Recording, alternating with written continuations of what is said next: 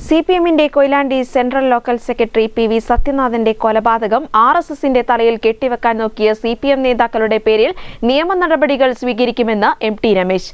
City police കമ്മീഷണർക്ക് പരാതി നൽകുമെന്നും അദ്ദേഹം കോഴിക്കോട്ട് മാധ്യമങ്ങളോട് പറഞ്ഞു.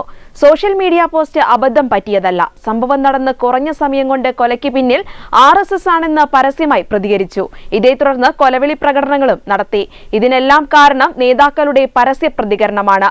പ്രതി കീഴടങ്ങിയില്ലെങ്കിൽ ജില്ലയിൽ കലാപമുണ്ടാക്കുമെന്നും രമേശൻ ആരോപിച്ചു.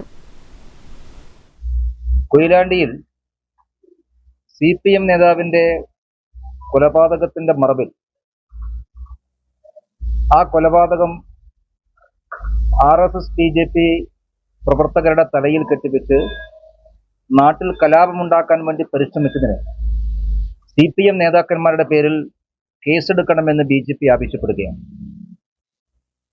ഇന്നലെ രാത്രിയിലുണ്ടായ സംഭവം കഴിഞ്ഞ അരമണിക്കൂറിനുള്ളിൽ കേരളത്തിലെ പ്രമുഖരായിട്ടുള്ള സിപിഎം നേതാക്കന്മാരെല്ലാവരും അവരുടെ സോഷ്യൽ മീഡിയ പ്ലാറ്റ്ഫോമിൽ ഈ കൊലപാതകത്തിന് പിറകിൽ ആർഎസ്എസ് ആണ് എന്ന രീതിയിൽ പരസ്യമായി പ്രതികരിക്കുകയുണ്ടായി.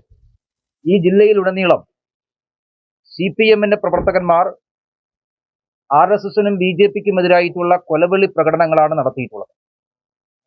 അങ്ങേയറ്റം പ്രകോപനപരമായിട്ടുള്ള പ്രകടനങ്ങൾ നടത്താൻ സിപിഎം പ്രവർത്തകന്മാരെ പ്രേരിപ്പിച്ചത് ഈ നേതാക്കന്മാരുടെ പരസ്യമായിട്ടുള്ള പ്രതികരണമാണ്. സത്യത്തിൽ ഇന്നലെ ഏതാനും സമയങ്ങൾക്കകം പ്രതിയെ തിരിച്ചറിഞ്ഞ് ആ പ്രതി പോലീസിന് കീഴടങ്ങുന്ന സാഹചര്യം ഉണ്ടായില്ലായിരുന്നുവെങ്കിൽ ഈ ജില്ലയാകെ ഒരു വലിയ കലാപത്തിലേക്ക് തള്ളിയിടുമായിരുന്നു.